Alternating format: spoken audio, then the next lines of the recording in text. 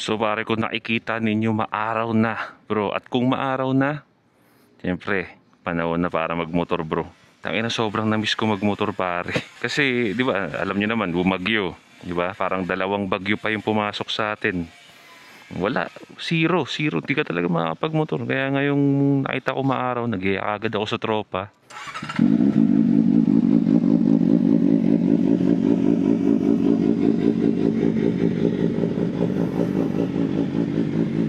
Let's go.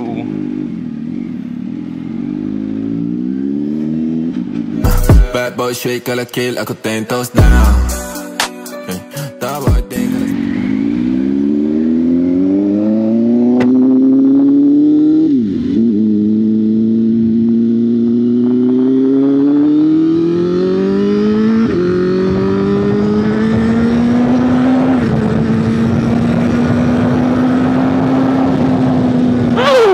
Namiss ko to, gago.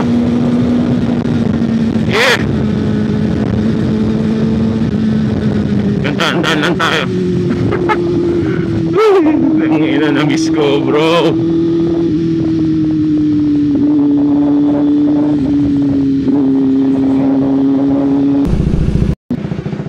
Okay mga preso, kasama natin si Monching. Doon ulit tayo sa Batangas Batangas putang ina. Sa Tagaytay bro. Yung paborito naming lugar. So doon tayo mag-uusap mga pare. Dito na tayo sa Tagaytay mga pare. Alam niyo na yan. Pag galing kayong south, ito yung Tagaytay. Tuturo ko sa inyo yung paborito naming Starbucks na area pare. Turo ko sa inyo. Pagdating nyo dyan, diba? Usually yung mga Starbucks nandun sa kanan, pero dito kakaliwa tayo dito. Yung bago Starbucks nandun yung Hiraya nandun, pero dito tayo pare, kakaliwa tayo rito. Yan pare, pag nakita nyo na yung stoplight bro, kakaliwa na kayo, kakanan na kayo dyan. Yan, medyo ingat lang kasi pati pababa tong Starbucks dito Yan, nakita nyo yan, pababa yan pre. Yan, dyan tayo bro. Yan, nakita nyo yung Starbucks na yan. Pababa tayo dyan pare ko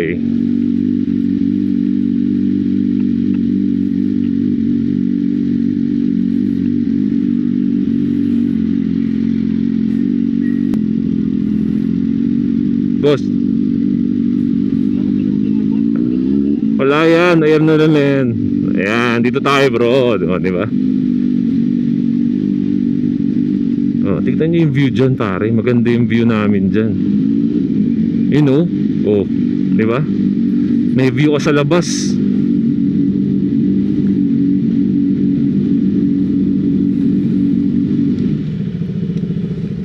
Diba? Dito mo paparada yung motor mo, tapos pwede ka dito magkape. Diba? Ayun yung Starbucks bro. Nandun yung Starbucks. So mag-order tayo dyan mamaya. Diba? Ito ang favorite spot namin. Ito kami gumagawa ng content, tambay ni Monching yan. 8 Asset nga pala sa Facebook. Follow nyo yan. So diba? Sarap! Yes sir. Boss, iced cafe latte grande. Tsaka Wait natin sir. tsaka French toast.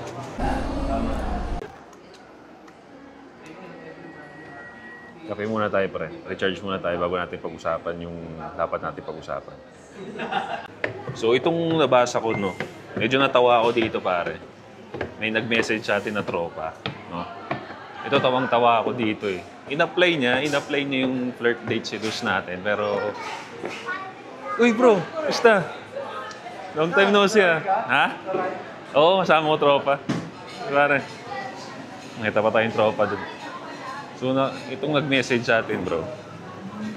In-apply niya yung flirt date seduce. Pero parang sumobra, bro. Papabasa ko sa inyo, pare.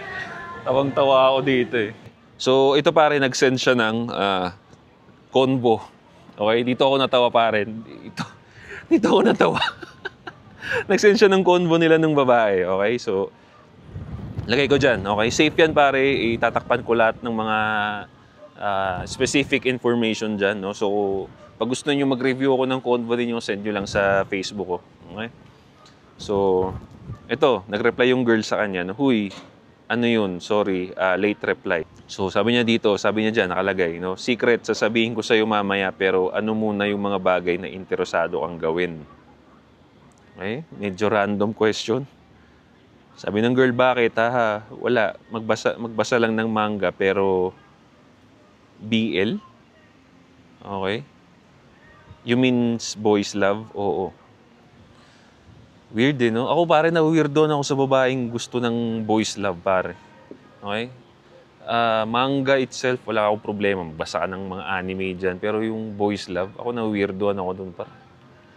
So gusto niya ng mga pare. Kung di kaya familiar bro sa boys love, ito yung manga or anime na love team yung parehong lalaki. So to be in short, baklaan. So, hanep, malahentay pala mga gusto mo binabasa. Pero, hindi kasi ako masyadong interesado magbasa ng manga kasi boring. Pero ano yung meron sa boys love, bakit gusto mo binabasa? Okay, good. Maganda ito yung ganito ka mag-start ng convo, pare. No? Sabihin mo yung, kumbaga yung sa tingin mo, yung comment mo dun sa ginagawa niya, and then, maging interesado ka. Kasi mag-open yun na ang conversation. Mag-i-enjoy yung babae na i-share sa'yo yun. Hindi, 18 plus yun. Romance lang kasi. Nakakilig sila. Ayan, natuwa siya. Buang ka. Sabi ng babae, buang ka. Sumagot si tropa, ako buang. Baka ikaw tong buang sa akin. Syempre, joke lang yun. Pero di ba sabi, nakakilig sila. Ano ba magpapakilig sa'yo doon? So, sumagot si babae. Basta madami. Okay, so, interested ka, sasagot yan. Tanong ng babae, ano bang ginagawa mo? Wala, napindot. Pero alam mo, okay ka sana kaso. Si girl naman, ano na naman, huwag na lang, next time ko na lang sasabihin, pero di ba sabi mo, nagbabasa ka ng manga, na-realize ko na ang cute pala ng feeling ang cute pala sa feeling yung magbasa nun. Sana medyo cute din yung nagsabi nun. Medyo, ang gulo nun pare. Ang gulo nun. Ang gulo nung sinabi mo dun. Oo nga ma, pero wag mo. Oo nga, ma. Pero yung baon ko, huwag niyong kalimutan sa Monday, pati yung pamasahe. Okay? So, nireplyan siya ng approve. Tanda mo na pala. Siguro, magkaka-jowa ka, sugar mommy, tatawag ko sa'yo. Nakita niyo bro yung ginawa niya? Okay?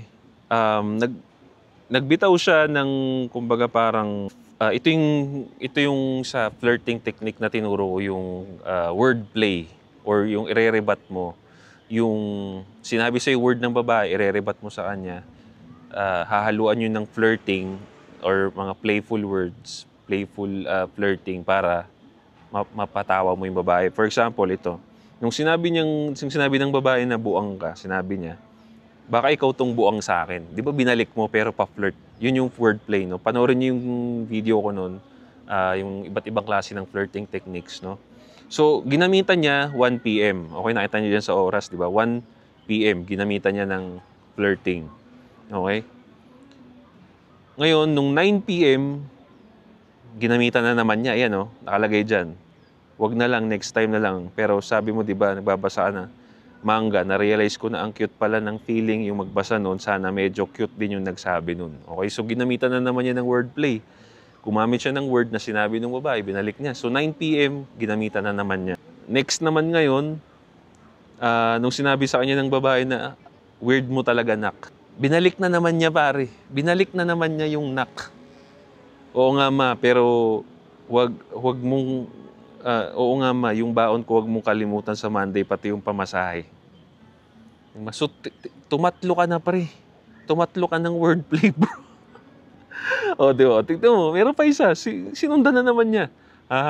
Nung nireplyan mo na yung weird mo talaga, nak, ginamit na naman niya ulit yung weird mo talaga, nak. Ito sabi niya, diba, tanda mo na pala siguro yung magkaka-jowa ka ng sugar mommy, itatawag ko sa'yo. Diba? Tapos hindi na siya nireplyan ulit. Ano ang maling ginawa niya rito, bro? Sumobra. I mean, ginawa naman niya talaga. Ginawa naman niya yung tamang, yung play game natin. Pero sumobra, bro. Okay? Parang ano yan pare, yung mga flirting techniques na sinasabi ko sa inyo, push and pull.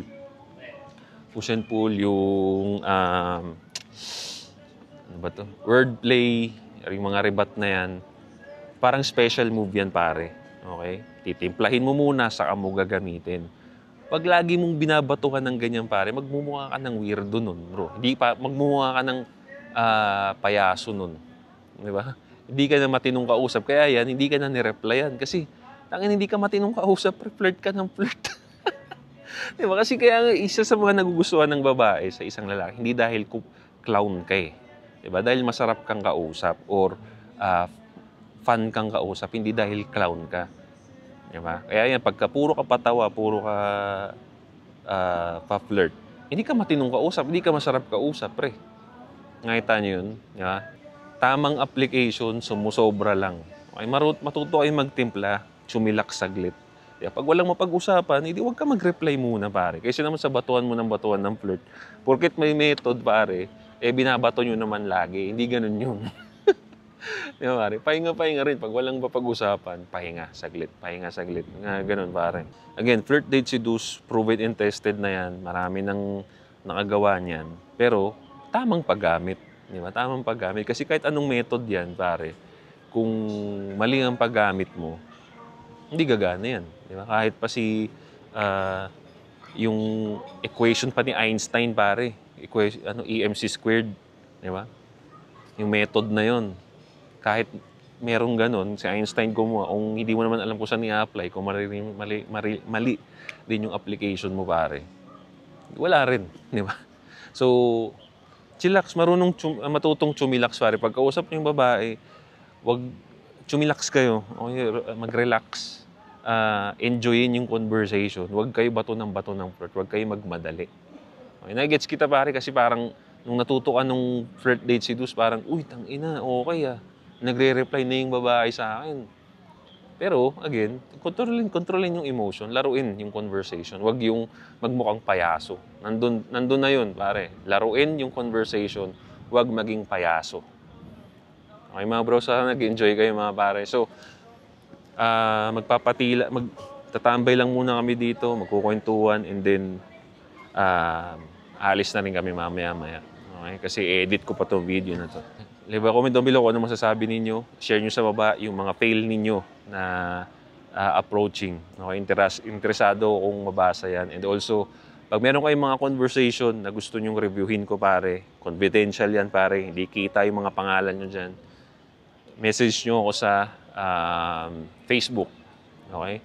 Lagay nyo dun sa una para mabasa ko kagad. Convo Review, Boss Josh. Convo Review. Okay? Okay. Sige, mga pare. Don't forget to subscribe, hit the bell para notify kayo sa mga bago nating videos. Once again, this is Josh on Point. See you next time. Boom.